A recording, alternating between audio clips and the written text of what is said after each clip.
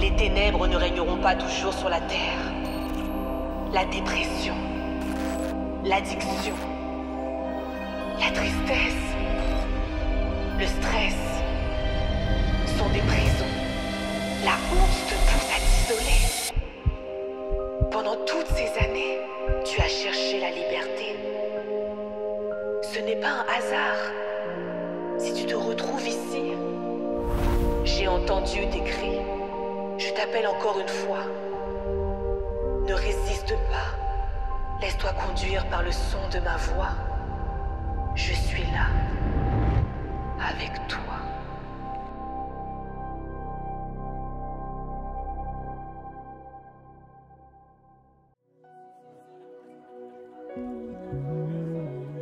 Bonjour, bonjour, bonjour Église Évidence. Bonjour Église Évidence. Ah, je m'attendais à plus de réponses comme ça. Bonjour Église Évidence. Bonjour Évidence Home. Merci. Merci pour votre présence. Alors, il y a encore un petit peu d'installation. Et on va quand même rentrer directement dans le vif du sujet afin de rentrer un peu plus dans ce temps. Et pour expliquer un petit peu la condition dans laquelle nous sommes, où nous devons être, j'aimerais vous partager ce verset de Matthieu 7, versets 7 et 8 du coup. Si on peut l'afficher s'il vous plaît, je vais commencer à lire de toute façon. Ce texte dit « Demandez et vous recevrez. Cherchez et vous trouverez. Frappez et on vous ouvrira. Car quiconque demande reçoit. Celui qui cherche trouve. Et l'on ouvrira à celui qui frappe. » Alléluia. Ce passage souligne l'importance de chercher. Alléluia. Aujourd'hui, l'Éternel veut nous rappeler quelque chose. Et veut faire quelque chose de particulier avec nous. Mais ça doit passer par nous et l'action que nous voulons mener. En travaillant sur ce culte, en fait, ce qui a été mis en lumière, c'est que nous avons besoin d'être remplis de la présence de Dieu. Amen. Peut-être que je parle à une seule personne ce matin. Peut-être que je parle à 2 personnes, 3, 4. Peu importe. Mais je sais que je parle à quelqu'un ce matin. Nous avons besoin d'être remplis ce matin. Maintenant, il y a 2 ou 3 petites problématiques à cela. La première chose, c'est que par moments, on veut être rempli alors que nous sommes fissurés de toutes parts. Et je ne sais pas vous, mais si vous mettez un quelconque liquide dans un vase qui est brisé, il y a de très fortes chances que ça puisse fuir de tous les côtés. Amen. Amen. Donc il y a cette première problématique. Et il y a une autre problématique. C'est que bien souvent, on demande à être rempli, mais du coup, il y a un mélange bizarre qui se fait, plutôt qui ne se fait pas. C'est qu'il y a plein de choses qui n'ont rien à faire là et vous demandez que l'onction puisse se remplir en fait votre vase. Alors qu'en vrai, on est censé faire du nettoyage d'abord. Et ensuite, Seigneur, oui, remplis-moi de ton onction. Alléluia. Alors encore une fois, je ne sais pas à qui je parle ce matin. Mais ce qui est sûr, c'est qu'aujourd'hui, nous devons faire une introspection. Je vous pose une question. Quelle date nous sommes aujourd'hui? Nous sommes le... J'aimerais de manière collégiale qu'on puisse répondre. Nous sommes quelle date aujourd'hui? 23 mars, quelle année? Ok, gloire à Dieu. 23 mars 2025. J'aimerais réellement que cette date soit importante pour chacun et chacune d'entre nous. Que ce soit le point de départ pour chacun et chacune d'entre nous. Qu'on puisse se dire qu'il y avait un avant et qu'il y a eu un après cette date. Parce que formellement, j'ai décidé d'atteindre un autre niveau avec toi, Seigneur. Seigneur, je veux que tu me remplisses. Mais avant de me remplir, Seigneur, brise-moi. Oui, j'ai dit, Seigneur, brise-moi. Parce que vous savez, on peut recoller des bouts et c'est important. Quand vous avez un vase qui est brisé. Mais le problème, c'est qu'un vase brisé, quoi qu'il arrive, est fragilisé. C'est pour ça qu'il vaut mieux dire, Seigneur, brise-moi entièrement et remodèle-moi. Alléluia. Que je puisse être dans la perfection de ta création. Et là, oui, Seigneur, remplis-moi. Alors, encore une fois, je ne sais pas dans quelles conditions tu es venu ce matin, mais regarde là. Il manque quelque chose. Regarde bien. Il y a quelque chose qui n'est pas à sa place. Et le texte dit, demandez, vous recevrez. Que quelqu'un demandera à être purifié ce matin. Et tu recevras cette purification. Que quelqu'un demande à être rempli ce matin. Et tu seras rempli. Père 3 fois Saint, ce matin, nous sommes venus te chercher. Et tu dis dans ta parole que quiconque te cherche peut te trouver. Alors c'est avec une âme d'explorateur que nous venons ce matin chercher un peu plus de toi, de ta présence, de ton amour, de tes bénédictions. Alléluia. Je ne veux pas qu'une quelconque timidité puisse fermer ma bouche ce matin. Je ne veux pas qu'une quelconque épreuve puisse ralentir ma course vers toi ce matin. C'est à toi que je veux garder les yeux fixés, Seigneur. Alors merci, parce que ce matin, tu me donnes encore une fois l'occasion de pouvoir m'approcher de toi. L'occasion d'ouvrir ma bouche et de te dire, Seigneur, remplis-moi. Alors oui, Seigneur, c'est l'acte que je veux faire ce 23 mars 2025. Alléluia. Et je ne veux absolument pas repartir de la manière dont je suis entré. Alors merci, Seigneur. Merci d'avance, Seigneur. C'est comme ça que je te prie. Que quelqu'un pousse une acclamation ce matin. Alléluia. Est-ce qu'on peut se mettre debout dans la présence de Dieu? On va élever le nom de Jésus. Tel des vases d'argile, on va lui demander de nous purifier avant tout. Et on va l'élever en même temps. Ok? On va l'élever. Et on va lui dire, purifie-moi, je suis tout à toi. Ouh là là, est-ce qu'il y a un peuple ce matin qui est prêt à louer Jésus? Ah, s'il vous plaît, quand même. Ok, on y va, on y va.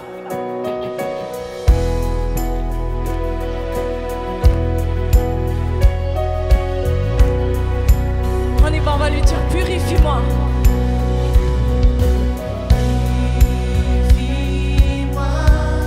Seigneur, viens me purifier. Seigneur, je suis tout à toi. Je suis tout à toi. Je m'abandonne totalement à toi. Viens, purifie-moi. Je suis tout à toi. Encore une fois, Seigneur, purifie-moi. Purifie-moi. Viens, Seigneur, purifie-moi. Parce que je suis tout à toi et je m'abandonne à toi, Seigneur. Oh, et je suis tout à toi. On va lui dire, entoure-moi de ta gloire et remplis-moi de ton amour. Entoure-moi de ta gloire. Remplis-moi. Remplis-moi de ton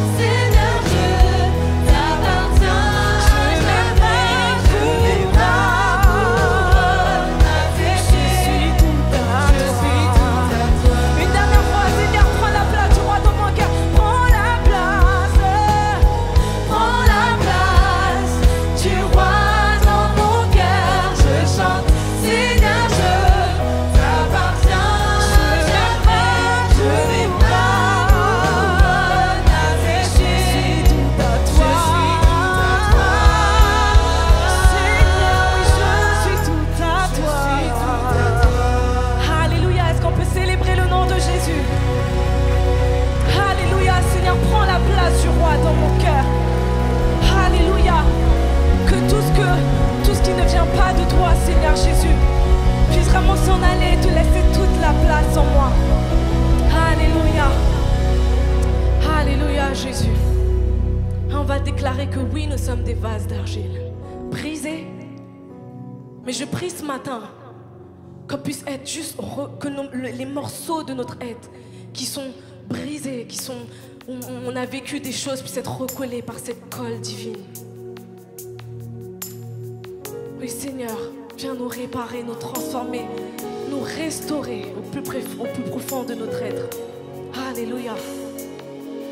Saint-Esprit de Dieu, fais ce que toi seul sais faire.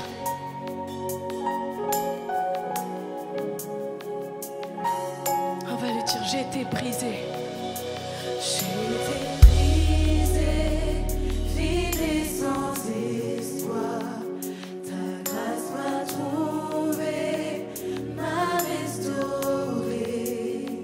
Je n'ai rien à moi, mais tel que je suis, tu me libères. Tu me libères. Tu me libères. Grâce infinie. Grâce infinie de notre Dieu. De notre qui Dieu. Un jour m'a sauvé. Un jour m'a sauvé. J'ai cherché à combler à gauche et à droite, mais tu m'as retrouvé.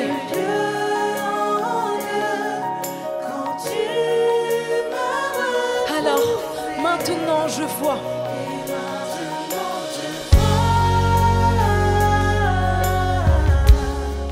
Je vois l'amour, la grâce.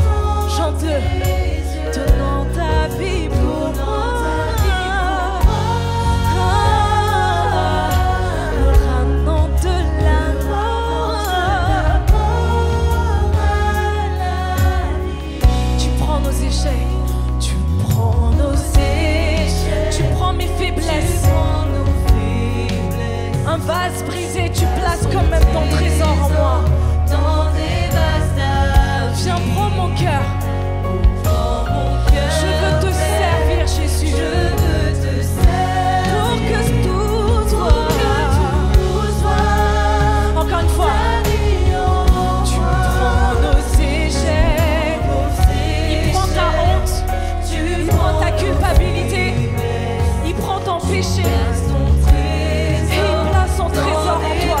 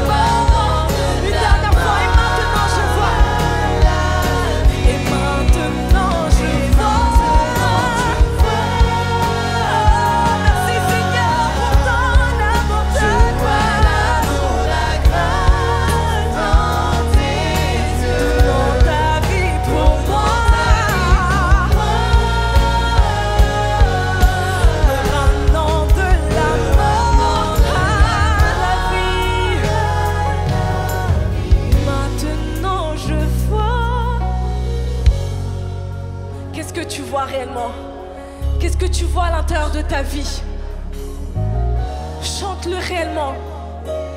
Parce qu'il a donné sa vie pour toi, pour moi, pour nous. Alléluia, Jésus, merci. Me ramenant de la mort à la vie. Alléluia. Oh oui, Jésus. Merci pour cette grâce. Merci pour cette grâce. Alléluia. Oh Seigneur, on a besoin de cette eau de vie. Cette eau de vie, toi Jésus. On a besoin de toi Saint-Esprit pour ranimer cette flamme qui peut-être ce matin est éteinte de parce que tu vis le domaine de ta vie. Mais sache que Jésus n'est pas trop loin pour venir t'atteindre là maintenant. Alors je veux qu'on déclare de tout notre cœur et notre être. Fleuve de vie, viens jaillir en moi. Immerge-moi. Immerge-moi. Alléluia.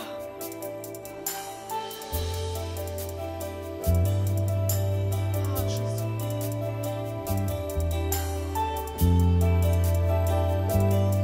Par des signes. Par des signes et des miracles. Tu démontreras ta puissance. Tu démontreras ta puissance sur les jeunes et les vieux. sur les jeunes et les vieux. Ton esprit fut répandu. Ton esprit fut répandu.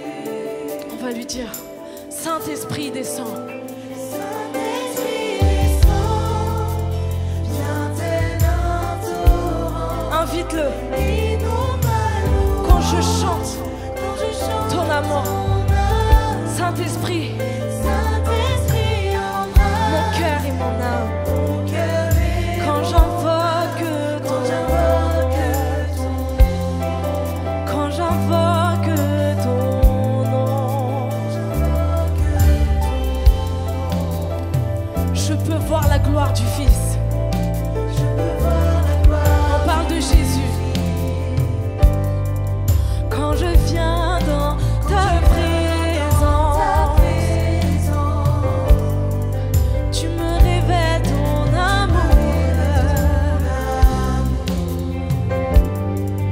Quand je contemple les cieux, on va lui dire, Saint-Esprit descend, viens tel un torrent. Saint-Esprit descend, invite-le là où tu es. Si tu veux lever tes mains, prends juste conscience des paroles. Quand je chante, Saint-Esprit en moi, viens embrasser mon cœur. Renouvelle en moi l'esprit bien disposé, Seigneur. Quand j'invoque ton nom, oh oui, Saint-Esprit descend. Oui, Saint-Esprit descend, viens tel un torrent. Innommables louanges. Quand je chante ton amour, Jésus. Quand je chante ton âme, Saint-Esprit en Saint-Esprit en mon moi, cœur, mon âme, Seigneur. mon cœur est Quand j'invoque quand j'invoque Jésus, oui Jésus. Alléluia. Ah Jésus.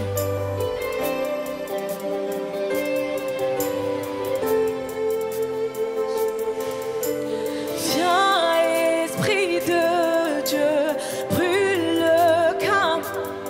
Chante-le. Laisse-toi consumer par son amour, par son feu. Et si dans ta présence, si dans je m'abandonne à ta gloire, pour ta gloire, viens Esprit de Dieu, Esprit de Dieu, brûle comme un qui consume, consume-moi. Et si dans ta présence, Seigneur, je m'abandonne à toi, à ta gloire.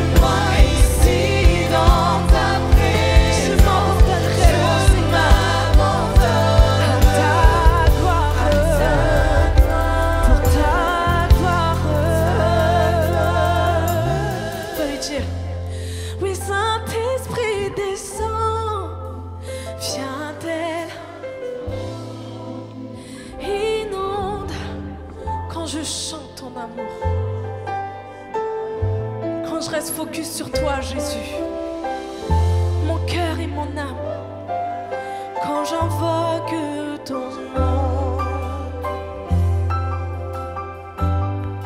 quand j'invoque ton nom, quand j'invoque ton nom, quelque chose se passe dans l'atmosphère. Quand j'invoque,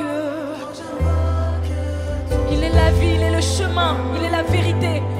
Quand j'invoque, en lui seul on peut trouver la restauration. Quand j'invoque, en lui seul on peut être comblé de tout notre être. Quand j'invoque, est-ce qu'on peut prononcer son nom? Jésus, Jésus. Alléluia, Jésus. On veut prononcer ton nom sur les montagnes. On veut prononcer ton nom dans nos situations. On veut prononcer ton nom dans notre détresse. On veut prononcer ton nom, Jésus. Alléluia, Jésus. Qu'un vent de liberté, qu'un vent de restauration, de transformation à la mention de ton nom, Jésus. Jésus. Jésus. Jésus.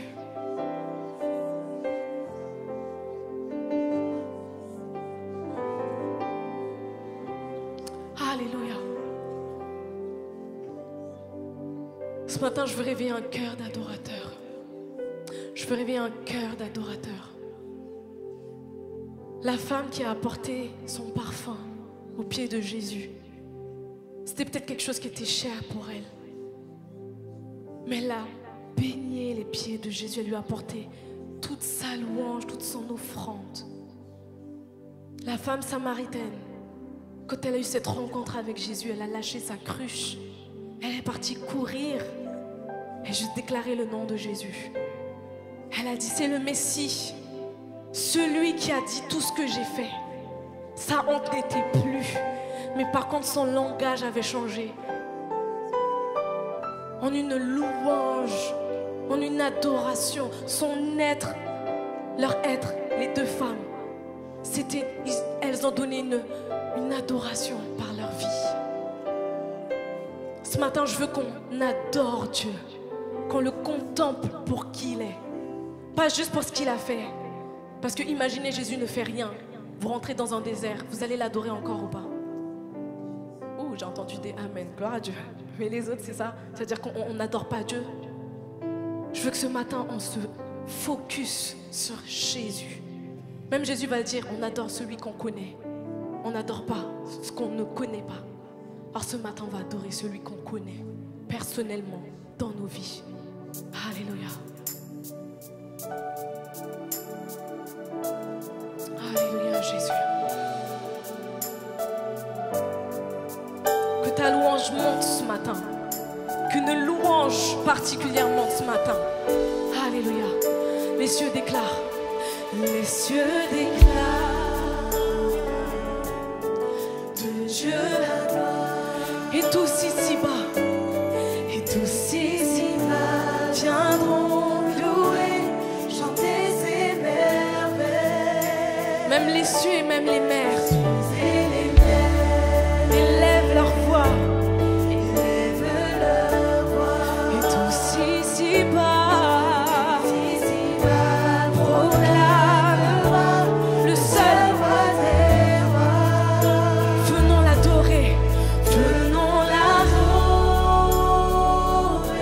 en esprit, en vérité.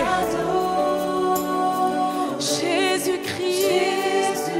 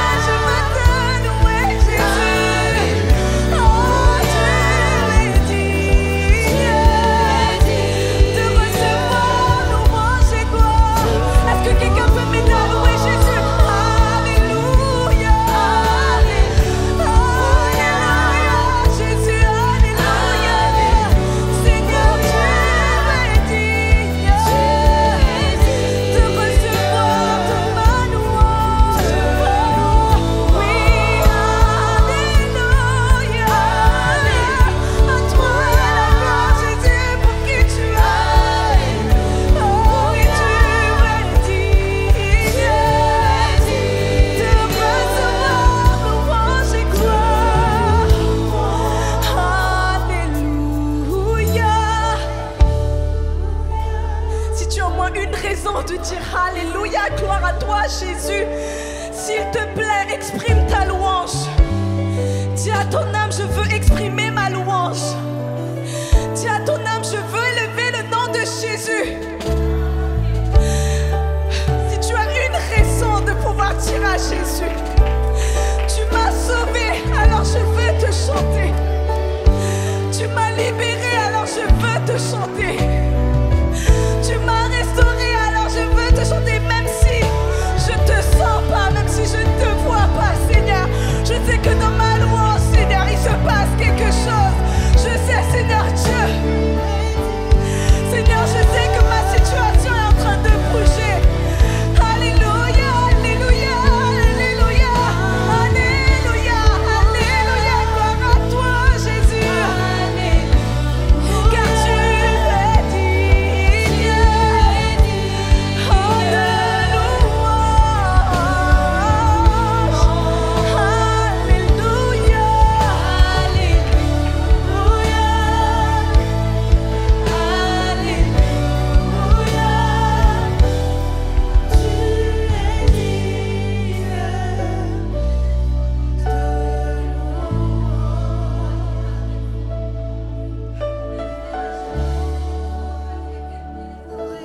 Est-ce qu'on peut continuer à l'élever? Venir simplement l'adorer, lui, Jésus-Christ le Seigneur. Contempler sa face. Contempler sa face. Venons contempler, venons à ses pieds. Venons l'adorer, lui le Seigneur, lui le seul Seigneur. Lui le seul Seigneur, avoir touché cette part d'éternité en adorant Jésus-Christ le Seigneur.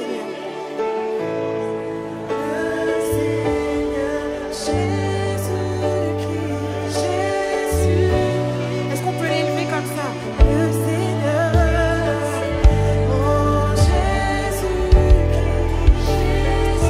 le seul Seigneur, le seul Seigneur, oh Jésus-Christ. À toi la gloire, à toi la gloire, à toi la gloire, à toi la gloire, Jésus. À toi la gloire, à toi la gloire, Jésus. Jésus, Jésus, Jésus, Jésus. Toi que l'on élève, toi que l'on adore. Gloire à l'agneau immolé. Oh, Jésus-Christ, le Seigneur. Oh, Jésus-Christ. Est-ce qu'on peut l'acclamer? Est-ce qu'on peut l'acclamer? Jésus, Jésus, Jésus, Jésus, Jésus le Seigneur. Le seul Seigneur. Le seul Seigneur. Le seul Sauveur. Le seul qui mérite l'adoration. Nous t'élevons, nous t'élevons, nous t'élevons. Nous t'élevons, nous t'élevons, nous t'élevons.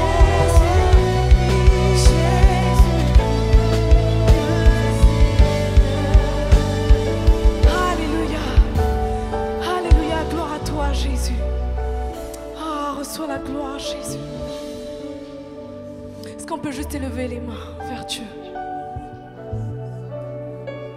Je veux qu'on puisse analyser notre être là où nous sommes maintenant. Qu'on puisse juste prononcer le nom de Jésus dans ce lieu.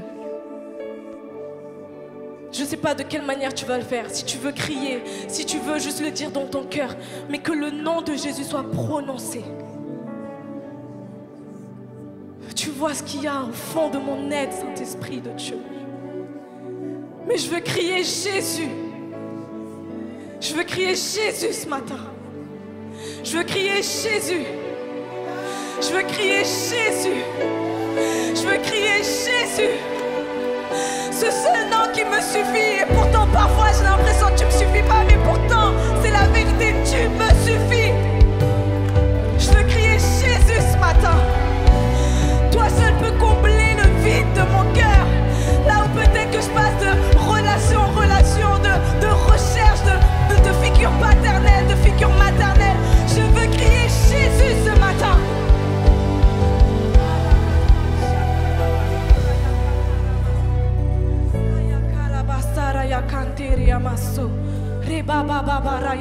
Soraya Kanta. Rio Soraya Kanta Ramaso. Alléluia Jésus. Eraya Saraya Kanta Ramaso.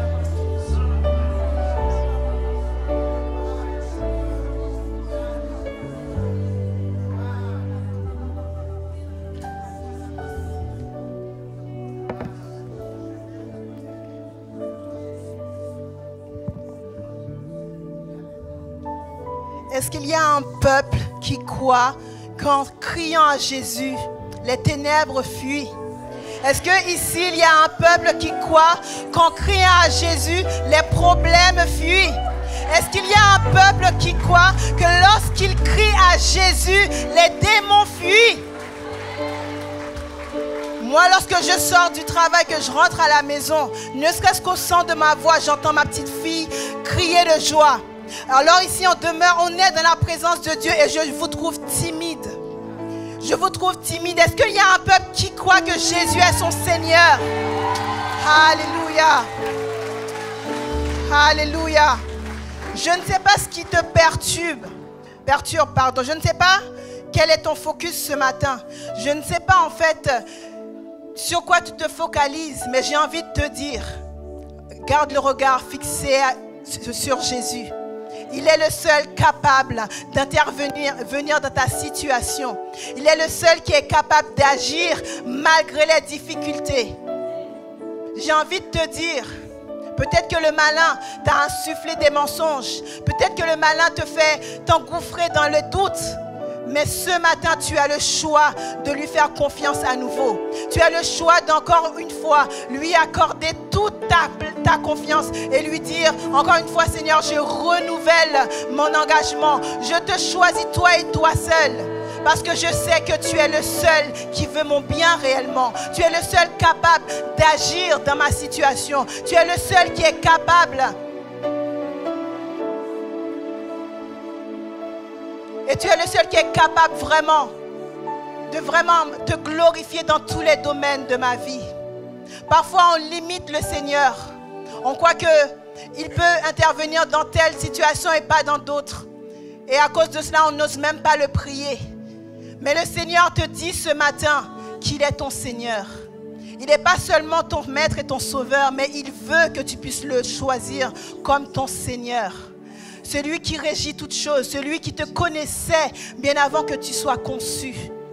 Est-ce que tu crois qu'il n'y a rien que tu passes dans ta vie comme épreuve qu'il n'était pas au courant? Il n'y a rien qui ne l'étonne en fait. Il a envie tout simplement que tu puisses le voir tel qu'il est, le Dieu Tout-Puissant, le Roi des Rois, le Seigneur des Seigneurs. Alléluia. Juste avant de vous asseoir, je vais lire le passage sur lequel va porter la prédication. Merci à l'équipe de louanges. Est-ce que vous pouvez les applaudir, s'il vous plaît?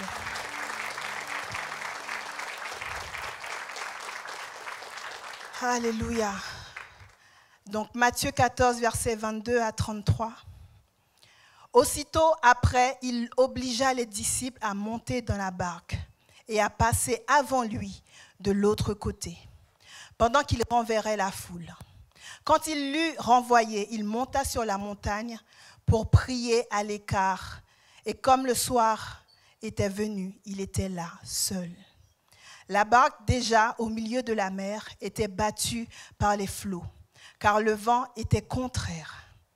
À la 4e veille de la nuit, Jésus alla vers eux, marchant sur la mer. Quand les disciples le virent marcher sur la mer, ils furent troublés et dirent, « C'est un fantôme !» Et dans leur frayeur, ils poussèrent des cris. Jésus leur dit aussitôt, « Rassurez-vous, c'est moi, n'ayez pas peur. » Pierre lui répondit, « Seigneur, si c'est toi, ordonne que j'aille vers toi sur les eaux. » Et il dit, « Viens !» Pierre sortit de la barque et marcha sur les eaux pour aller vers Jésus. Mais voyant que le vent était fort, il eut peur. Et comme il commençait à enfoncer, il s'écria, « Seigneur, sauve-moi !» Aussitôt Jésus étendit la main, le saisit et lui dit, « Homme de peu de foi, pourquoi as-tu douté ?» Et ils montèrent dans la barque et le vent cessa. Ceux qui étaient dans la barque vinrent se prosterner devant Jésus et dirent, « tu es véritablement le Fils de Dieu. Amen. Avant de continuer, j'aimerais que vous puissiez suivre cette courte vidéo. Vous pouvez vous rasseoir, pardon. Alléluia, merci Jésus. Alléluia.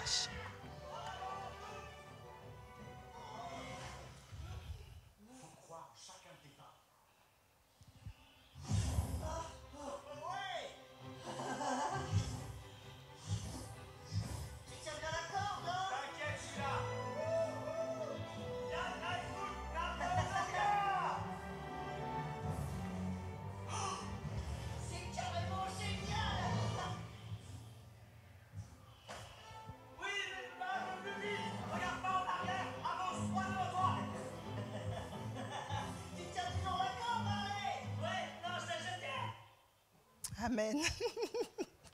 Je dis amen parce que j'ai déjà vu le dessin animé, ça s'appelle En avant, là. Juste pour continuer dans le même sens, est-ce que vous voulez vraiment vous aussi vous mettre en avant vers le plan que Dieu a prévu pour chacun de vous en fait? Le titre de la prédication, c'est les yeux fixés sur Jésus, marcher sur les eaux de la vie. Parce qu'on sait que nous aussi, on ne sait pas comme Pierre, on n'est pas dans une barque où on doit aussi marcher sur les eaux, mais cependant, tous les jours de notre vie, on traverse des difficultés qui sont semblables aux eaux de la vie. Et juste avant de rentrer dans le vif du message, j'aimerais en fait vous rappeler le contexte. Il faut savoir que l'histoire que je viens de vous lire a lieu juste après la multiplication des pains en fait, par Jésus. À 5000 hommes. Donc, on a compté seulement les hommes, on n'avait pas compté les femmes à l'époque parce que dans la culture juive en public, les hommes étaient séparés des femmes. Donc, on peut dire vraiment que Jésus, ce jour-là, avec ses disciples, ils ont pu nourrir entre 10 000 et 15 000 personnes, parce que si on intègre les femmes et les enfants. Pourquoi je m'attarde un petit peu sur ça, c'est que, en fait, on avait donné à Jésus que 5 pains et 2 poissons. C'était vraiment dérisoire. Mais pour Dieu, pour Jésus, c'était amplement suffisant. Donc tout ça pour dire que, quelle que soit la chose que tu as à offrir à Dieu, si vraiment tu lui donnes de tout cœur, il est capable de le multiplier au-delà de tes espérances en fait. Que ce soit ton temps, que ce soit ton bien, que ce soit tes talents, mais n'hésite pas à les lui confier. Il est capable de les multiplier au-delà de ce que tu penses. Et on sait qu'après en fait ce miracle, il va envoyer les disciples en bateau. Et malheureusement, il y aura une grande tempête. Et on voit aussi que cette histoire est une illustration de la façon dont notre foi est mise à l'épreuve. En réalité, on comprend que Jésus envoie les disciples en bateau avant lui, afin de les préparer à une épreuve de foi. Et comme je le disais tout à l'heure, la marche sur les eaux par Jésus et par Pierre suit immédiatement le miracle de la multiplication des pains. En fait, cela souligne la puissance de Jésus et prépare du coup le terrain pour une autre dimension de sa divinité en ce qui concerne en fait les disciples. Et c'est pour cette raison que le thème central du coup de cette histoire, de ce que j'ai lu, c'est vraiment les yeux fixés sur Jésus, même au milieu des tempêtes. Et je rappelle le titre, les yeux fixés sur Jésus, marcher sur les eaux de la vie.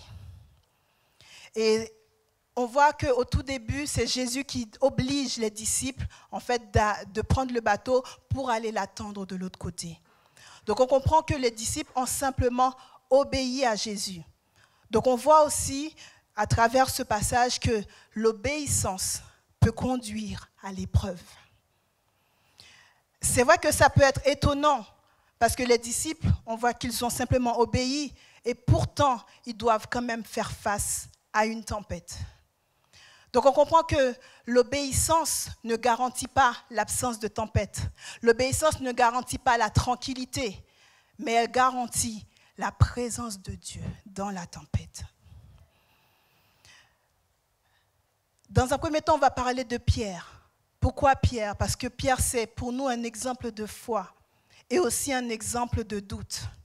Parce que c'est vrai que dans un élan de foi, il va demander à Jésus de le laisser venir sur l'eau. Et on voit que tant qu'il garde les yeux sur Jésus, il va réussir à marcher en fait. Mais dès qu'il va détourner le regard, dès qu'il va se focaliser sur la violence du vent, dès qu'il va se focaliser en fait sur la tempête, la peur va le submerger et il va commencer à couler. C'est un rappel puissant pour notre foi en fait. C'est un rappel puissant que notre foi est parfois fragilisée par nos peurs, par nos doutes. Et malheureusement, ça peut nous faire sombrer parfois. Pourtant, je vois que dans ce passage, par cet acte, Pierre demeure cet exemple. Pourquoi? Parce qu'il a osé croire que lui aussi avait la capacité et le pouvoir de marcher sur l'eau si Jésus l'ordonnait. On comprend que la foi exige de sortir du bateau et de faire confiance à Dieu, à Jésus. Est-ce que vous êtes d'accord avec moi que la foi, du coup, exige de sortir du bateau et de faire confiance à Jésus? Pierre n'était pas en train de tester Jésus, on sait très bien que c'est déconseillé, mais il est plutôt le seul sur le bateau à réagir par la foi. Cette réaction, bien sûr impulsive, va l'amener à expérimenter une preuve plutôt inhabituelle de la puissance de Dieu. Il commence à couler au moment où il quitte Jésus des yeux. Il se met à regarder les hautes vagues autour de lui. Et on sait qu'à cause de cela, sa foi va vaciller. Parce que d'un coup, il va prendre conscience de ce qu'il est en train de faire. Il va se dire, là, je suis vraiment en train de marcher sur les eaux.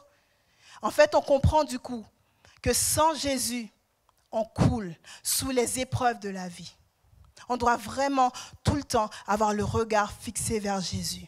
Et c'est vrai qu'aujourd'hui, nous sommes nous aussi appelés à traverser des situations éprouvantes qui sont semblables à ce vent contraire, à cette tempête que les disciples étaient obligés de traverser malgré la peur.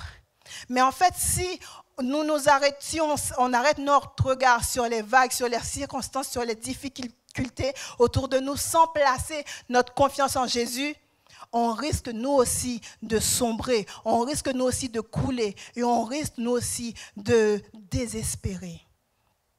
Et pour tenir ferme, en cas de difficulté, regardons à la puissance de Jésus plutôt qu'à nos incapacités.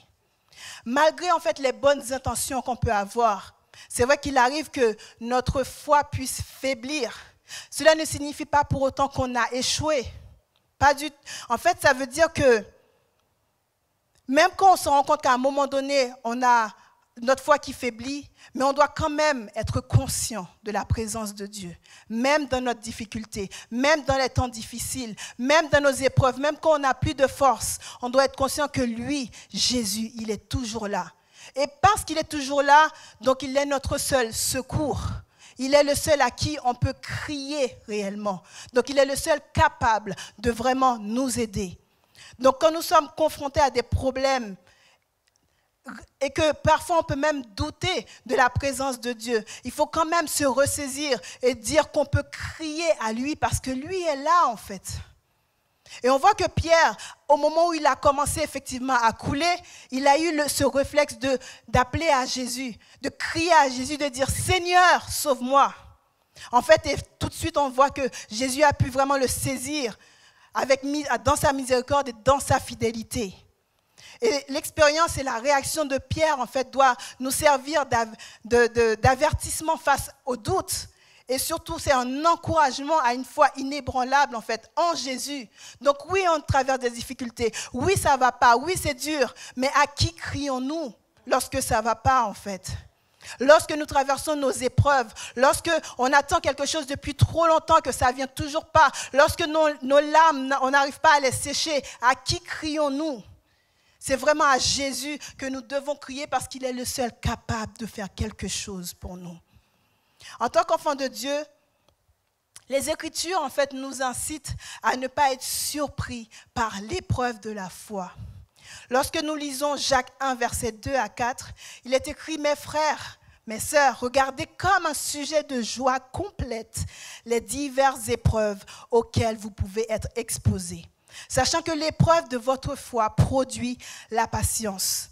Mais il faut que la patience accomplisse parfaitement son œuvre, afin que vous soyez parfaits et accomplis sans faillir en rien. »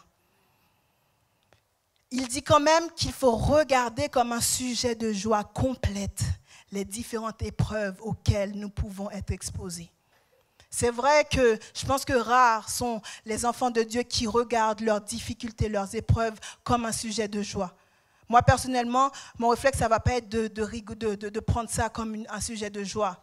Mais en fait, ce passage nous incite à ne pas demeurer dans un mal-être, à ne pas demeurer dans le doute, à ne pas dire que c'est fini. Au contraire, de dire, Seigneur, c'est vrai que c'est dur, mais quelle leçon est-ce que tu veux m'apprendre en fait ? Quel caractère est-ce que tu veux que je développe dans cette situation? Parce que rappelez-vous que, en fait, les épreuves sont là pour nous forger. Les épreuves sont là pour nous rendre meilleurs et bien sûr pour que nous puissions ressembler de plus en plus à Jésus. 1 Corinthiens 10, verset 13. « Aucune tentation ne vous est survenue qui n'ait été humaine. Et Dieu, qui est fidèle, ne permettra pas que vous soyez tentés au-delà de vos forces. Mais avec la tentation, il préparera aussi le moyen d'en sortir, afin que vous puissiez la supporter. » Est-ce qu'il y a quelqu'un qui croit ce matin que le Seigneur a préparé le moyen d'en sortir Est-ce qu'il y a quelqu'un qui croit que le Seigneur a préparé la solution au problème que vous traversez, la solution à l'épreuve que vous subissez depuis trop longtemps? En fait, en tant qu'enfant de Dieu, on doit vraiment savoir que l'épreuve est importante pour voir l'étendue des capacités de Dieu. S'il n'y avait pas eu la tempête, jamais Pierre n'aurait pu expérimenter le fait que lui aussi pouvait, quand il a une foi sans faille, marcher lui aussi sur l'eau. C'est l'épreuve qui a permis ça. Et Jésus avait préparé l'épreuve justement pour forger ses disciples. Dans un second temps, on va parler de la tempête. Et on voit que là, la tempête peut faire référence à nos peurs, peut faire référence à nos doutes en fait. La mer agitée représente clairement nos difficultés, représente nos incertitudes, nos peurs, les doutes qui nous assaillent. Et ça met clairement en évidence la vulnérabilité des disciples et leur besoin de la présence de Dieu, notre besoin de la présence de Jésus. En fait, combien de fois est-ce que nous-mêmes, nous aussi, on peut nous sentir ballottés par les épreuves de la vie? Et souvent, on ne va pas tout de suite nous rappeler que Dieu est là. Au contraire, parfois, on va oublier qu'il est là. Mais pourtant, on voit à travers ce passage que Jésus vient à eux, marchant sur les eaux. Un acte qui défie toute loi naturelle. Ils ont eu peur au début parce qu'ils ont cru que c'était un fantôme. Mais Jésus, il va les rassurer en disant « Rassurez-vous, c'est moi, n'ayez pas peur » au verset 27. C'est clairement un appel à la confiance en fait. Il y a beaucoup de choses dont nous pouvons avoir peur dans cette vie. Mais Jésus veut que nous regardions à lui et à lui seul. Et que aussi, parce que nous regardions à lui, nous pouvons du coup affronter également nos peurs. Parce que nous ne sommes pas seuls. En fait, ces paroles d'encouragement sont fondées sur la puissance illimitée et sur son amour pour tous ses enfants. Là, je parle de Jésus. Lorsqu'il dit « Rassurez-vous, c'est moi, n'ayez pas peur ». C'est vraiment pour leur rappeler sa puissance illimitée et bien sûr son amour pour ses enfants. Je ne sais pas si vous connaissez le voyage du pèlerin, mais dans ce film ou le livre pour ceux qui l'ont lu, on voit clairement que le doute est symbolisé par une forme de prison. Et je me suis intéressée sur les raisons en fait de cela. Et c'est clair, je vais vous les citer. La première raison, c'est l'isolement et l'enfermement. En fait, la prison représente l'isolement spirituel et émotionnel que le doute inflige à l'âme. Lorsque l'on doute, on se sent souvent seul, coupé des autres et de Dieu, comme un prisonnier dans sa propre tête. La perte de liberté. Le doute prive le croyant de sa liberté spirituelle. Il l'empêche d'avancer sur le chemin de la foi, le maintenant captif dans un état d'incertitude et de peur. Le pouvoir du doute, c'est la troisième raison. La prison symbolise également le pouvoir destructeur du doute. Il peut emprisonner l'esprit, obscurcir la vision spirituelle et paralyser la volonté. Le désespoir. La prison est un lieu de désespoir et le doute peut mener à un profond désespoir spirituel. Il peut faire perdre l'espoir de la grâce et du salut. le château du doute. La prison est aussi une métaphore du château du doute où le géant désespoir emprisonne les pèlerins qui s'égarent. En fait, on voit bien que le doute est symbolisé par la prison parce que ça a cet effet paralysant et destructeur sur notre âme. Ça nous empêche d'avancer, ça nous empêche de continuer à croire, ça nous empêche de vivre, en fait, on va dire, le miraculeux avec Jésus. C'est clairement un obstacle majeur pour notre vie ici-bas. La peur paralyse et c'est vrai qu'on est encore nombreux à ne pas réaliser que la peur peut nous paralyser. Et parfois, en fait, on peut aussi avoir une forme de vertige spirituel ou je pourrais dire aussi une peur des profondeurs spirituelles parce qu'on va avoir peur, on va être effrayé d'atteindre certains niveaux, d'explorer certains niveaux avec Dieu parce que tout simplement, ça nous effraie. Et tout ça, c'est le doute qui fait ça. On croit que Dieu peut agir dans certains domaines et pas dans d'autres. On le limite en fait. Donc ça veut dire que pour certaines choses, certaines situations que l'on peut vivre, on ne va même pas penser à le consulter, on ne va même pas penser à le prier parce que pour nous, ce n'est pas la peine en fait. Et parfois aussi, malheureusement, on va occulter les peurs et être dans le déni alors qu'il vaut mieux les présenter à Dieu. Parce qu'en fait, lorsqu'on les lui confie, c'est ce qu'il nous demande. Donc forcément, il va nous permettre de renouveler nos pensées, de rappeler que dans le passé, il a déjà agi puissamment dans nos vies. On va du coup être plutôt dans un état d'esprit d'action, de grâce. On va pouvoir lui rendre grâce pour ce qu'il a déjà fait pour nous et croire qu'il est encore capable de faire. On sait que Jésus, en fait, à un moment donné, avant la crucifixion, c'est pas qu'il avait peur, mais il connaissait tellement la portée de ce qu'il avait fait et c'était tellement dur aussi physiquement qu'il avait demandé au Père s'il était possible de l'éloigner de cette coupe. Mais on sait aussi très bien que peu de temps après, il a dit au Père que ce soit ta volonté et non la mienne. C'est en ça qu'il est un exemple pour nous parce que malgré le fait que nous aussi, on peut nous parfois sombrer, parfois douter, mais si nous regardons à Jésus, on pourra dire que lui, dans sa forme d'homme, il n'a failli en rien en fait. Il est vraiment l'exemple parfait que nous, en tant qu'enfants de Dieu, nous devons suivre. En Josué 1er, verset 9, il est écrit « Ne t'ai-je pas donné cet ordre? Fortifie-toi et prends courage. Ne t'effraie point et ne t'épouvante point, car l'Éternel, ton Dieu, est avec toi dans tout ce que tu entreprendras. » Il faut savoir que la foi ne signifie pas l'absence de peur. Mais c'est plutôt la confiance en la présence et la puissance de Jésus au milieu de la peur. La paix se trouve plutôt dans la présence de Jésus et non pas dans l'absence des tempêtes. En fait, ce passage nous réconforte en fait, parce que ça nous assure que Jésus est toujours présent, même dans les moments difficiles. En fait, Jésus vient toujours au secours de tous ses enfants, au secours de ceux qui crient à lui. Et on voit dans ce passage qu'il est allé à la rencontre des disciples pendant leur moment de détresse. Donc ça nous rappelle à nous que même quand on est submergé parfois dans nos difficultés, même quand ça ne va pas du tout, même quand on a l'impression que c'est fini, même quand on a l'impression qu'il n'est pas là, que Jésus n'est pas là, mais au contraire, il est là. C'est Jésus qui leur avait dit d'aller l'attendre de l'autre côté. Et on voit qu'à un moment donné, en fait, à cause de la tempête, c'est comme s'ils ramaient, ils restaient sur place. Ils n'arrivaient plus à avancer. Ils étaient fatigués.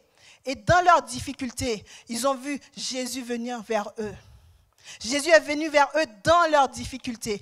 Est-ce qu'il y a quelqu'un ici qui croit que le Seigneur est capable, encore aujourd'hui, de défier les lois de la nature juste pour venir te secourir là où tu es? Même quand c'est dur, même quand c'est difficile, même quand tu as l'impression qu'il n'y a pas de solution, mais le Seigneur est prêt, si seulement tu le crois encore, de venir défier les lois de la nature pour toi. Parce qu'il veut que tu puisses atteindre un autre niveau avec lui. Est-ce que seulement tu arrives à lui faire pleinement confiance?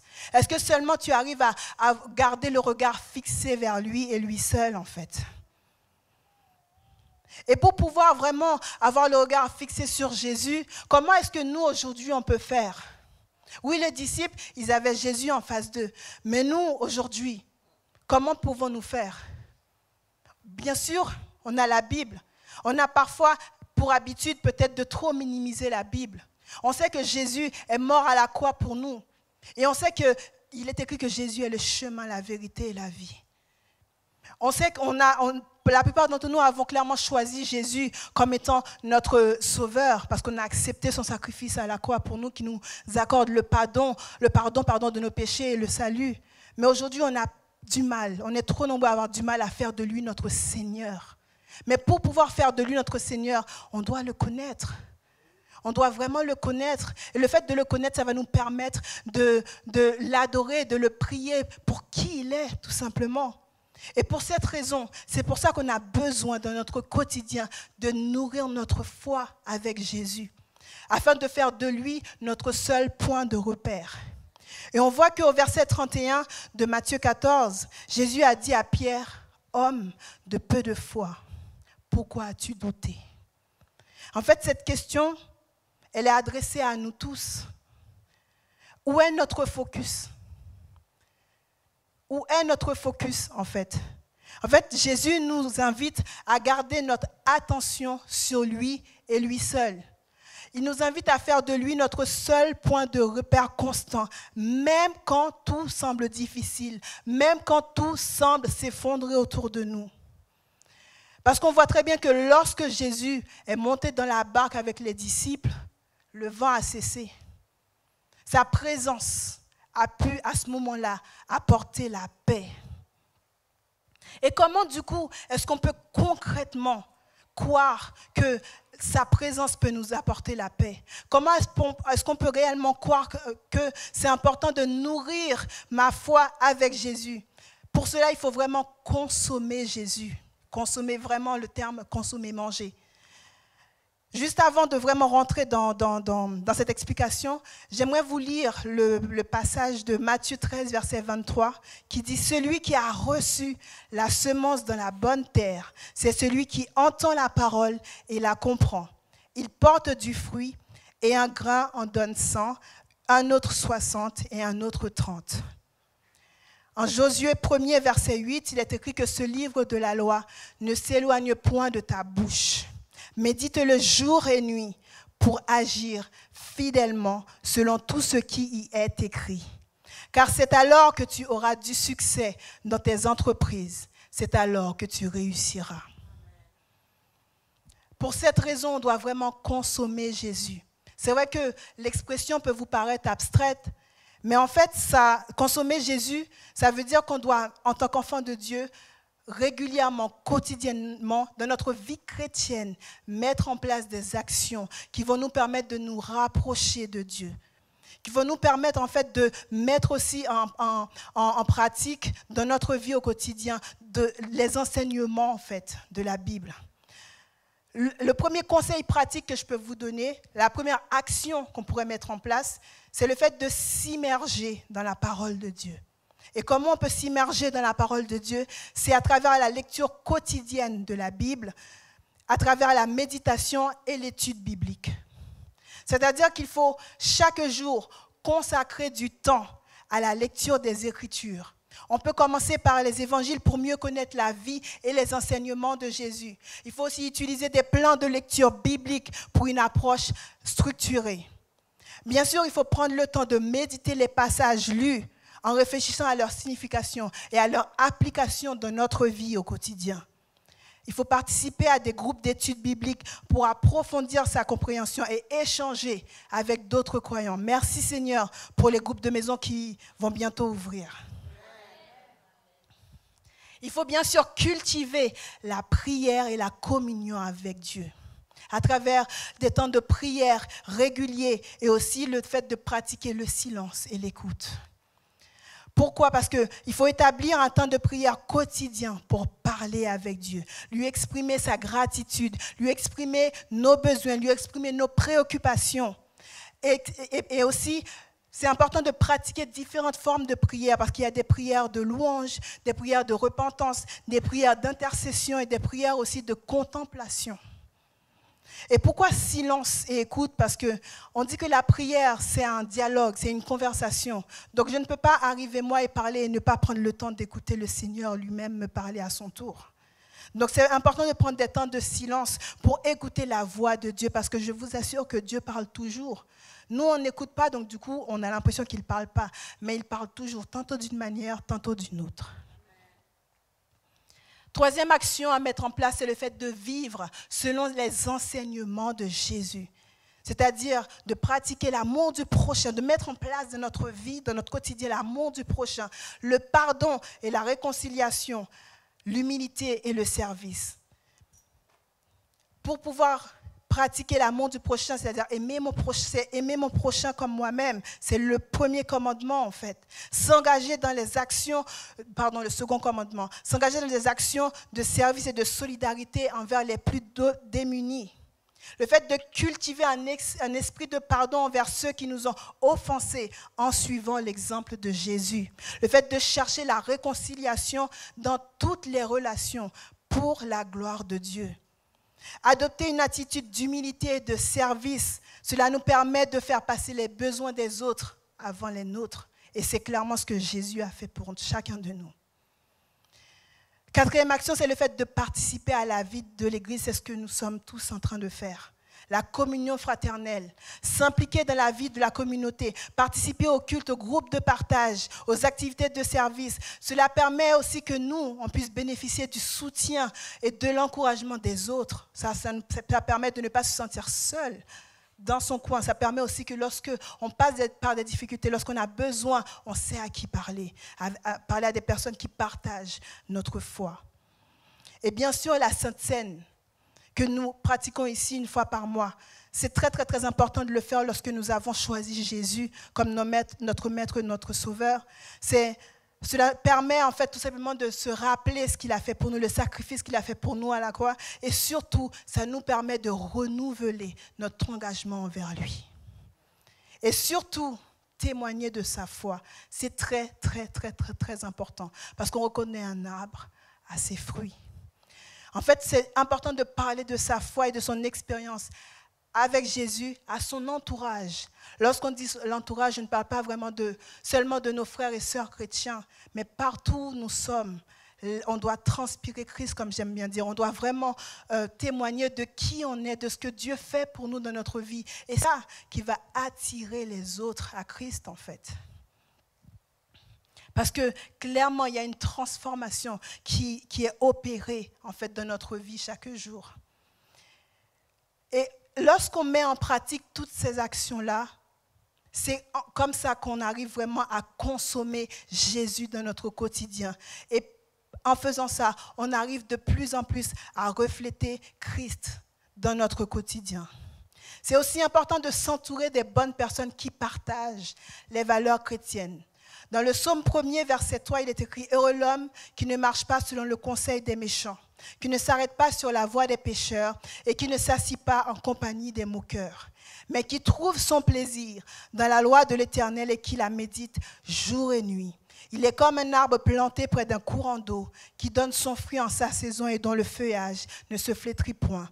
Tout ce qu'il fait lui réussit. » C'est important également de veiller sur nos pensées. Selon Philippiens 4, verset 8, « Au reste, frères, que tout ce qui est vrai, tout ce qui est honorable, tout ce qui est juste, tout ce qui est pur, tout ce qui est aimable, tout ce qui mérite l'approbation, ce qui est vertueux et digne de louange, soit l'objet de vos pensées. » Parce que tout simplement, une foi entretenue permet de reconnaître Jésus comme Fils de Dieu. On voit aussi à la fin de ce passage que j'ai pu lire au tout début que les disciples ont clairement confessé que Jésus était le Fils de Dieu. Parce qu'après avoir vu que la présence de Jésus avait calmé la tempête, ils ont à ce moment-là pu reconnaître en l'adorant, en disant qu'il était le Fils de Dieu. On voit que cette réponse en fait, des disciples en fait, vis-à-vis de Dieu, c'est clairement une révélation qu'ils ont pu avoir.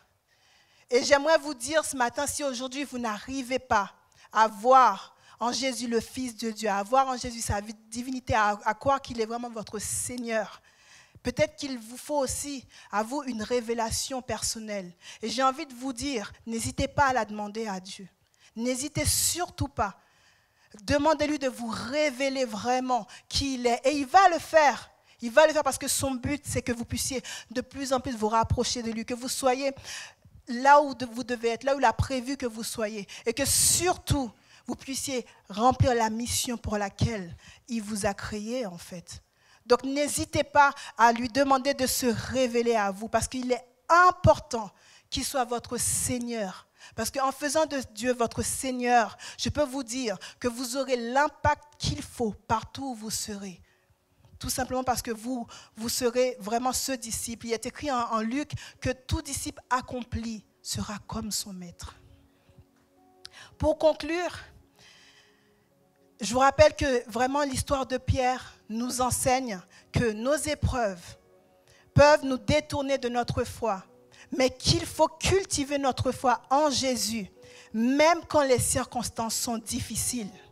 La peur et le doute peuvent parfois nous submerger, mais on ne doit pas hésiter à les confier à Dieu, parce que cela va nous procurer la paix. Car Jésus est toujours là pour nous sauver, même quand nous doutons. C'est important de toujours garder le focus sur Jésus, peu importe la force des difficultés, peu importe la force des tempêtes que nous traversons dans nos vies au quotidien.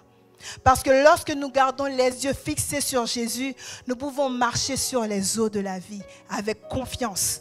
Et ainsi, on sera convaincu que Jésus est le Fils de Dieu, qu'il est notre Sauveur et notre Seigneur. J'aimerais que l'on puisse tous se mettre debout. J'aimerais vraiment vous interpeller sur le début du passage. Matthieu 14, versets 22-25. Que je vais vous relire rapidement. Il est écrit, il obligea les disciples à monter dans la barque et à passer avant lui de l'autre côté. Donc Jésus avait clairement dit aux disciples de monter dans la barque et de passer avant lui de l'autre côté. Et le verset d'après, Jésus va dire, comme le soir était venu, il était là seul. Donc il était tout seul de l'autre côté.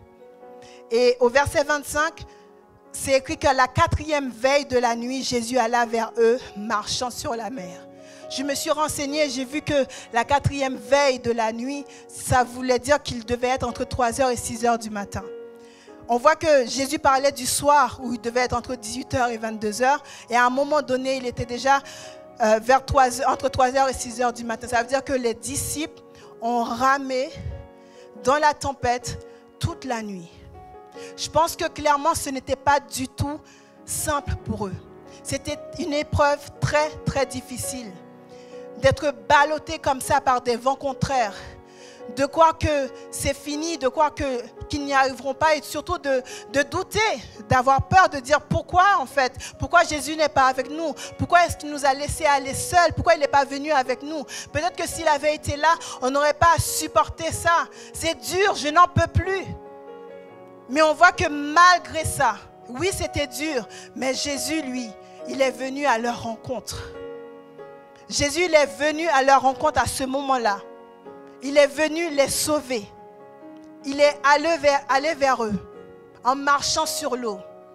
Et on sait que Pierre, il va avoir cet élan de foi où il va lui-même demander à Jésus de le rejoindre sur l'eau si seulement il l'ordonnait. Donc moi, ce passage me fait penser à nous qui passons par des difficultés parfois, qui subissons des épreuves de tout genre. Peut-être que c'est un travail que tu attends depuis tellement longtemps. Et aujourd'hui, tu te désespères parce que tu ne vois rien arriver. Peut-être que c'est une maison, peut-être que je ne sais pas ce que ça peut être. Peut-être que tu passes aussi depuis trop longtemps par la dépression. Peut-être que tu es quelqu'un d'anxieux depuis trop longtemps. Peut-être que tu subis un traumatisme qui te poursuit depuis trop longtemps. Et tu as vu tellement de conseillers que malheureusement aujourd'hui tu n'arrives pas à t'en sortir. Et tu as l'impression que tu es seul dans ton combat et que le Seigneur n'est pas avec toi. Mais laisse-moi te rappeler qu'il est là. Il ne t'a jamais abandonné. Qu'il a toujours eu le bras tendu vers toi en fait. Il veut simplement que tu puisses toi-même t'abandonner pleinement à lui et que tu puisses toi-même lui faire confiance et croire qu'il viendra à ton secours. Et croire que si tu cries à lui réellement, de toute ta force, de toute ta pensée, qu'il va venir Parce que lui ne veut que ton bien en fait. Donc si tu passes par des difficultés ce matin et que tu as envie que l'on puisse prendre le temps de t'aider à réellement prendre la main de Jésus pour tout lui confier, à réellement prendre la main de Jésus pour tout lui abandonner, à réellement prendre la main de Jésus pour tout lui confier. Donc j'ai envie de te dire, n'hésite pas à avancer. Il y a une équipe de prière qui est là, qui va prier pour toi, qui va prendre le temps avec toi de prier pour toi. Et je te rappelle que les disciples, ils pensaient que c'était trop tard. Les disciples pensaient réellement que c'était trop tard. Ils en avaient marre de ramer, de faire du surplace. Ils pensaient que c'était fini. Mais pourtant, ils ont pu vivre le miraculeux grâce à Jésus. Parce qu'il est venu à leur rencontre. Il a su ouvrir leurs yeux spirituels à ce moment-là. Oui, ils étaient effrayés. Mais à un moment donné, ils ont dû regarder à Jésus. Et lorsqu'ils l'ont vu, je peux vous dire que toute peur était partie. Lorsqu'ils l'ont vu, mais ils ont pu à ce moment-là rire à nouveau. La peur était partie. Alors j'ai envie de dire à quelqu'un, peut-être qu'aujourd'hui, tu ne fais que pleurer depuis longtemps. Mais Jésus est capable de sécher tes larmes. Je ne sais pas qu'est-ce qui te fait souffrir. Je ne sais pas qu'est-ce qui te ronge au plus profond de toi. Mais le Seigneur est capable de te soulager maintenant. Si seulement tu regardes réellement à lui. Si seulement tu lui fais pleinement confiance. Si seulement tu veux tout lui confier ce matin. Il est écrit, fais de l'Éternel tes délices et il te donnera ce que ton cœur désire. Est-ce que vraiment tu veux faire de l'Éternel tes délices ce matin? Donc alors si le message t'a interpellé, n'hésite pas à t'avancer. Il y a toute une équipe qui est là pour prier pour toi, pour t'aider à vraiment tout remettre réellement entre les mains de Dieu. Pour vraiment tout remettre à Dieu et Dieu seul. Parce qu'il est capable d'agir. Il est capable d'intervenir dans ta situation. Même quand on ne le voit pas, même quand on ne le sent pas, il agit certainement. Et je sais que si tu réfléchis bien, tu verras que par le passé, il a déjà agi puissamment dans ta vie. Mais parfois, c'est le doute qui te fait oublier comment il a été bon envers toi. Seigneur Dieu Tout-Puissant, je remets chacun de nous entre tes mains. Merci pour ce rappel, Seigneur Dieu Tout-Puissant, où tu nous dis que c'est important que nous puissions toujours avoir le regard fixé sur toi et toi seul. Que dans ta présence, Seigneur Dieu, nous pouvons avoir la paix. Que si on demeure dans ta présence, on pourra traverser les tempêtes, on pourra marcher sur les eaux, tout comme, Seigneur Dieu, l'a fait Pierre. Mais seulement on doit toujours avoir le regard fixé vers toi. Parfois, on regarde à nos difficultés, on regarde à nos épreuves. On a du mal à te voir toi plus grand que tout ça. Donc, je te demande, Seigneur Dieu Tout-Puissant, ce matin, de nous ouvrir nos yeux spirituels, afin que l'on puisse voir les choses comme toi tu les vois, afin que l'on puisse croire que nous aussi, on peut commander aux choses, Seigneur Dieu. On voit comment Pierre, par son élan de foi, il a pu lui-même aussi défier les lois de la nature. Parce que à ce moment-là, il a pu avoir une foi inébranlable, Seigneur Dieu. Et il a pu vivre du coup cette expérience inébranlable, cette puissance, Seigneur Dieu, de ta présence, Seigneur Dieu, à travers ce miracle que lui-même aussi a pu vivre avec toi.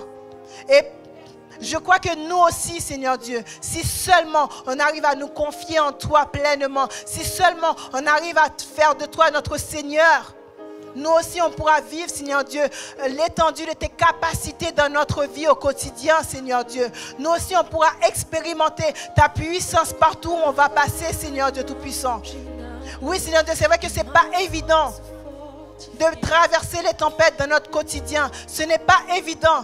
Mais si on garde nos mains dans ta main, si on reste, Seigneur Dieu, toujours attaché à toi, si on cherche chaque jour à nous rapprocher encore plus de toi, si on cherche chaque jour à te connaître encore plus à travers ta parole, Seigneur Dieu, on pourra certainement remporter la victoire sur toutes choses. On pourra certainement, Seigneur Dieu, grandir spirituellement et on pourra certainement développer les caractères, Seigneur Dieu, que tu veux que l'on puisse développer afin de te ressembler de plus en plus.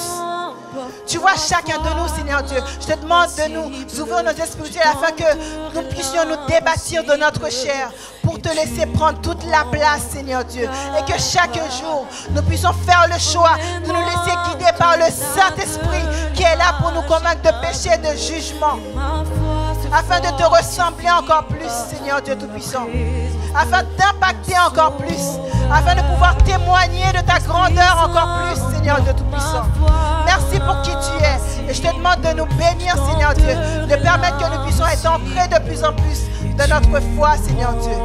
Alléluia. Merci, Seigneur. Merci, Jésus. Alléluia. Au-delà de l'imaginable, dans ta présence de Esprit Saint, je tenterai l'impossible et tu me rendras. Il y a encore de la place devant, vraiment ne laisse pas ce moment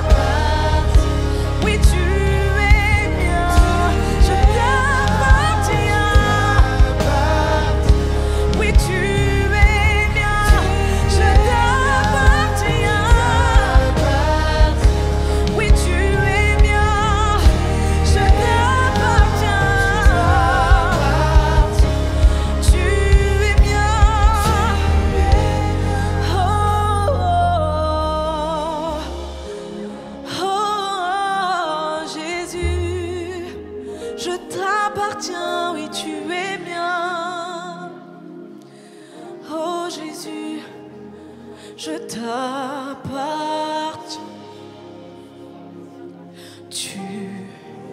Je t'appartiens, je t'appartiens.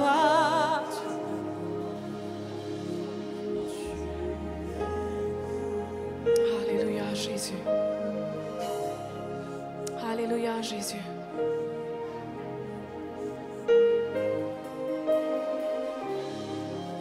On touche à la fin de cette célébration. Il y a encore de la place devant. Je sens vraiment qu'intérieurement, il est hors de question que tu quittes ce lieu sans réellement avoir reçu ta prière. Alors peut-être ce dernier appel, avant qu'on termine. Seigneur, oui, tu es mien, je t'appartiens, Jésus. Tu es mien, oh, je t'appartiens. Seigneur, tu es mien. Alléluia, Jésus.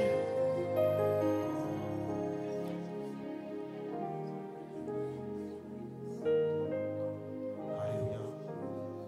Puisqu'il est peut-être possible qu'on puisse prendre un peu plus de temps ce matin, du coup je me suis permis d'intervenir, ce n'était pas forcément prévu, mais comme je le ressens depuis tout à l'heure, on essaie d'aller dans l'heure que Dieu a fixée, mais en même temps on va juste prendre un temps qui ne sera pas long, juste le temps de prier pour ceux et celles qui se sentiront concernés, qui voudront avancer. Pendant qu'on priait, en fait, ce que je recevais, c'était le mot tout droit. Et je reçois ce mot-là pour quelqu'un ce matin. Je sais que quelqu'un est concerné par ce mot, tout droit. Je sens qu'il y a des personnes qui n'arrivent pas justement à un moment donné dans leur vie d'aller tout droit. Vous savez, c'est possible en fait de tourner en rond. C'est même permis, c'est pas non plus un péché. Et personne ne doit se sentir condamné de ne pas arriver à trouver son chemin à un moment donné, de ne pas être certain d'une direction de Dieu, de ne pas être certain de là où Dieu veut nous emmener. Mais cependant, j'ai comme l'impression qu'il y a des personnes qui ce matin sont dans une espèce de cycle où j'arrive plus à retrouver du tout mon chemin. Et ça recommence, et ça recommence, et ça recommence, et ça recommence. Et Jésus veut que tu puisses fixer le regard sur lui ce matin. Qu'il soit comme un phare pour toi. Qu'il soit comme un repère pour toi. Que ce ne soit pas les tempêtes de ta vie, les questions que tu te poses, les pensées que tu as qui viennent orienter ta vie, mais que tu puisses regarder à Jésus-Christ et qu'il te donne la direction dans laquelle tu dois aller. Et ce matin, je sens que le Seigneur veut accorder à quelqu'un un tout droit aujourd'hui. Dans le sens où tu ne seras plus à tourner en rond de relation en relation. Tu ne seras plus à tourner en rond de travail en travail. Tu ne seras plus à tourner en rond de qu'est-ce que je dois faire, etc. Et à chaque fois qu'on me demande comment je vais, j'ai l'impression d'être toujours au même endroit à tourner en rond. Et je sens que le Seigneur veut véritablement inviter quelqu'un ce matin à se dire, est-ce que tu penses que ce tout droit c'est pour toi? Est-ce que tu penses que cette fille avec laquelle tu es, c'est la dernière et que tu vas vraiment décider d'aller tout droit avec elle? Est-ce que tu crois que ce jeune homme avec lequel tu es, c'est le dernier et que tu vas vraiment faire un tout droit? Est-ce que tu penses que véritablement la chose que tu tiens ce matin, c'est ton tout droit à toi? Ou est-ce que tu dois lâcher cette chose pour attendre encore de la part de Dieu d'ouvrir tes yeux et te permettre vraiment de faire un tout droit? Vous savez les amis, tourner en rond c'est fatigant, tourner en rond c'est décourageant, tourner en rond à un moment donné on n'a plus du tout de repères. Et je sens que le Seigneur vraiment t'invite ce matin à te dire non, ce ne sont pas les émotions qui doivent te contrôler, ce ne sont pas les peurs qui doivent te contrôler, ce ne sont pas les doutes qui doivent te contrôler, ce ne sont pas les choses que les gens disent qui doivent te contrôler. Mais il y a comme un tout droit qui doit se dessiner pour toi. Il y a comme un chemin qui doit se dessiner pour toi. Il y a comme quelque chose qui doit se dessiner pour toi. Et je sens que Jésus veut apparaître dans la tempête de quelqu'un. Je sens que Jésus veut apparaître dans les doutes de quelqu'un. Je sens que Jésus veut apparaître dans les peurs de quelqu'un. Et c'est pour cela que je t'appelle maintenant, parce qu'on ne va pas durer longtemps. Comme je l'avais dit, il y a certaines personnes qu'on ne peut pas prendre en otage, en prendre 5 minutes pour ça. Mais si tu es là ce matin et que tu dis Seigneur, je veux mon tout droit, je veux que tu quittes les rangs maintenant et que tu viennes devant. Alléluia, parce qu'il y a un tout droit pour quelqu'un. Il y a une direction direction pour quelqu'un. Il y a quelque chose de nouveau pour quelqu'un. Il y a une vie nouvelle. Alléluia pour quelqu'un ce matin. Je le crois de tout cœur. Je crois qu'on a reçu qu'il y a un tout droit. Alléluia pour quelqu'un. Et Dieu veut parler. Alléluia. Il y a Dieu qui veut parler à quelqu'un. Il y a Dieu qui veut parler à quelqu'un. Il y a Dieu qui veut transmettre un message à quelqu'un ce matin.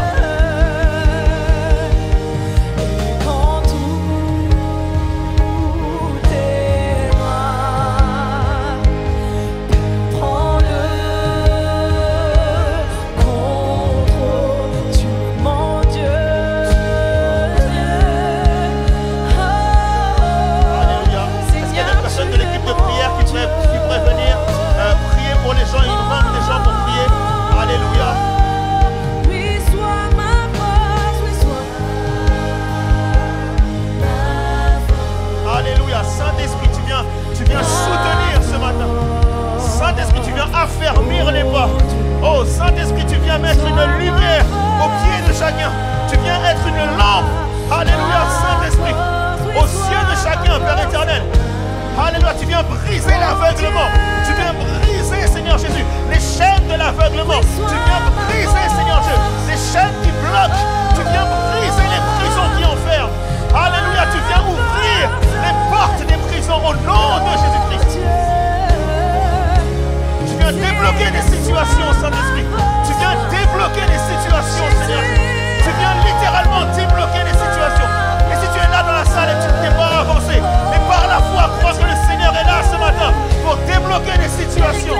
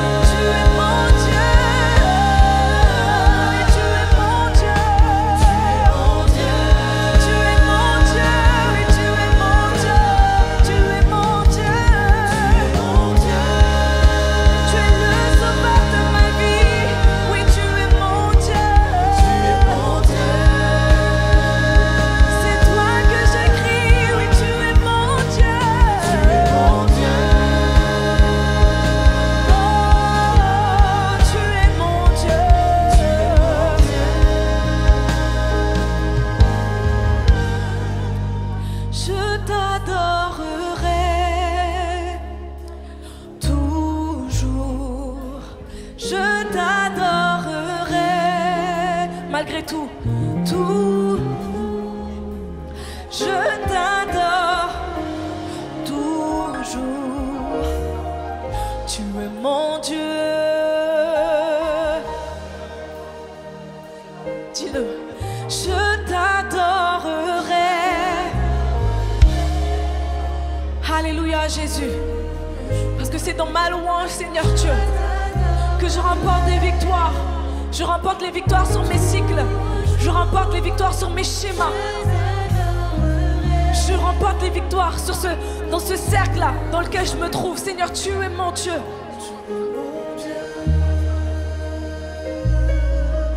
Je t'adorerai.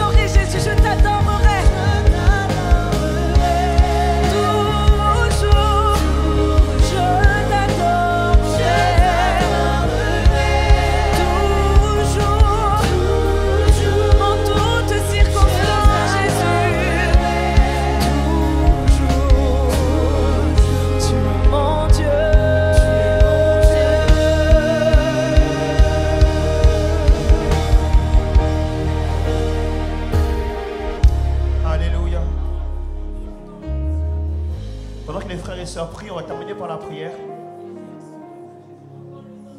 Ce que je vois en fait, c'est que beaucoup de personnes espèrent des changements dans leur vie alors qu'ils reproduisent sans cesse les mêmes schémas. Des schémas de comportement qui prennent place dans vos vies. Vous voulez voir des changements. Vous voulez voir de la transformation. Criez pour des changements. Criez pour des transformations dans vos vies. Mais malheureusement, c'est toujours les mêmes schémas. Et je voudrais vraiment qu'on s'adresse à Dieu et qu'on s'adresse au Saint-Esprit ce matin pour les schémas. Pour les schémas qui prennent place. Il y a des gens qui doivent changer de comportement. Il y a des gens qui doivent changer de manière de faire. C'est une folie de croire au changement si tu fais toujours la même chose. Et Dieu t'invite ce matin à changer de comportement. Même si tu ne t'es pas avancé, le Saint-Esprit voit ces schémas dans ta vie. Le Saint-Esprit voit les schémas dans ta vie.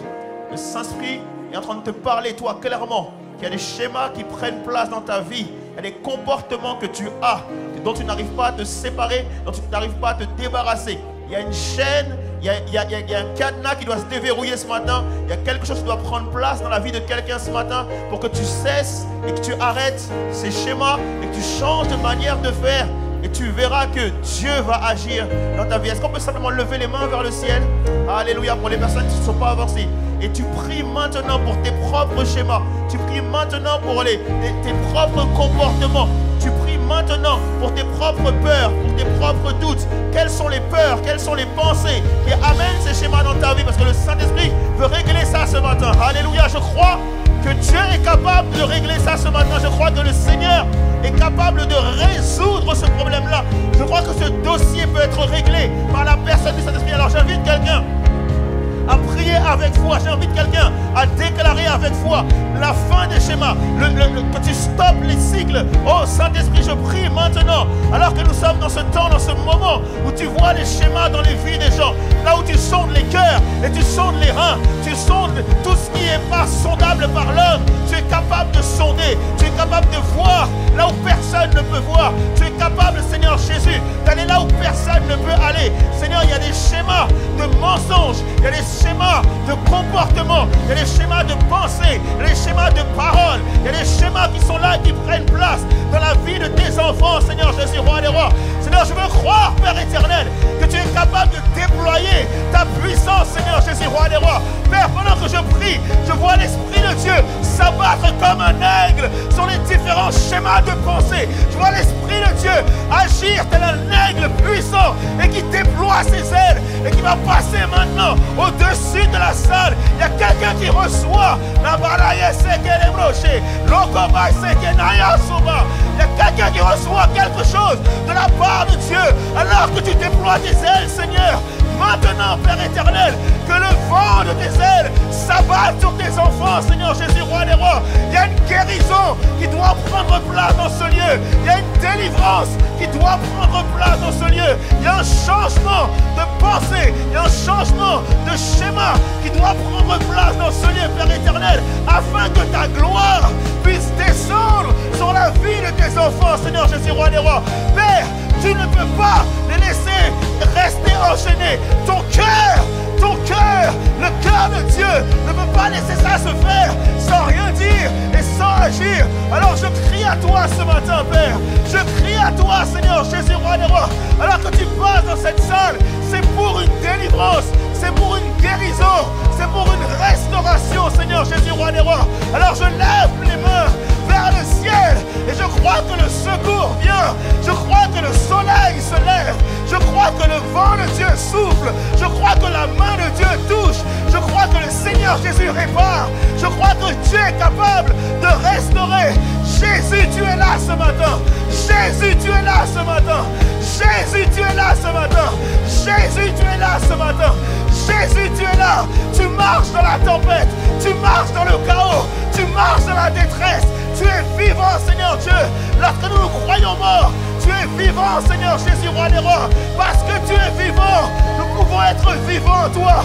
Alors Jésus-Christ, toi qui peux calmer les tempêtes, parle, Seigneur Jésus, maintenant. Parle, Seigneur Jésus, maintenant. Parle, Seigneur Jésus, maintenant. Comme Pierre, je veux crier à toi. Sauve-nous, Jésus. Sauve-nous, Seigneur. Sauve-nous, Papa. Sauve-nous, Seigneur Jésus. Quelqu'un qui est dans la détresse crie. Sauve-nous, Jésus. Sauve-nous, Seigneur. Libère-nous, Seigneur Jésus, roi des rois. En ton nom, Père éternel. À toi toute gloire. À toi tout honneur. Alléluia, Seigneur Jésus, roi des rois. Alors que tu es présent, Seigneur Dieu, nous voulons, comme les disciples, voir Jésus présent maintenant.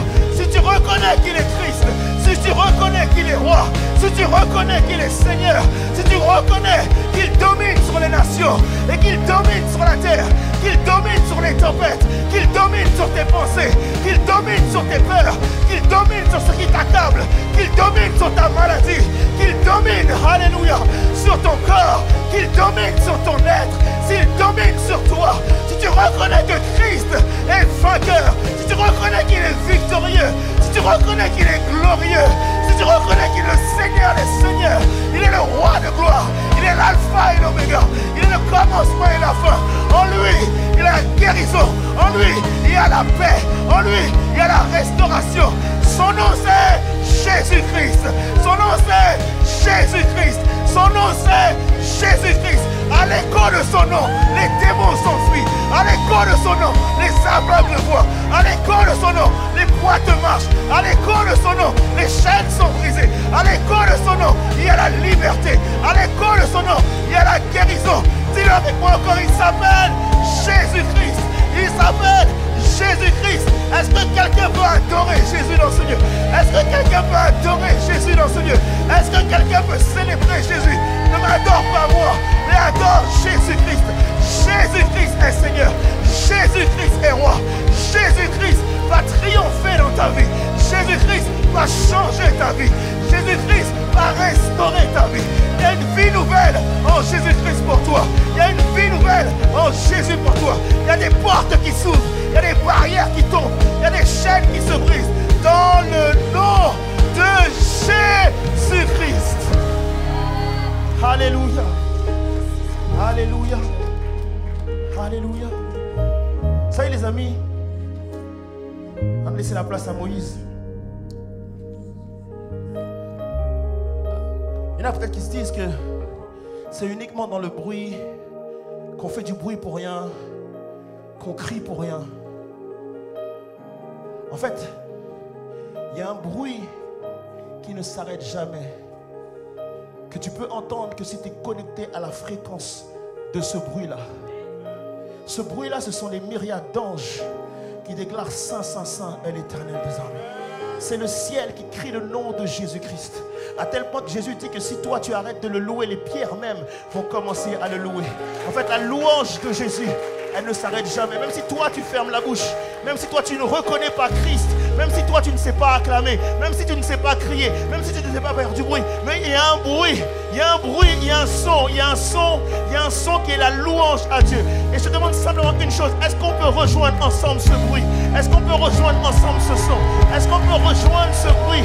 Alléluia. Il y a seul Jésus peut recevoir cela. Seul Jésus a le droit de recevoir cela. Seul Jésus est digne de cela. Qu'on peut entendre un peuple qui fait du bruit pour la personne de Jésus-Christ. Alléluia. Alléluia, alléluia. Alléluia, alléluia. 1, 2, 1, 2. Alléluia.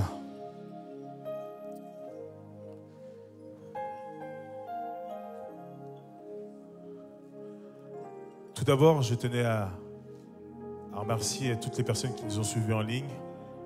Au revoir, Évidence Home, et on se dit à la semaine prochaine. Que Dieu vous bénisse.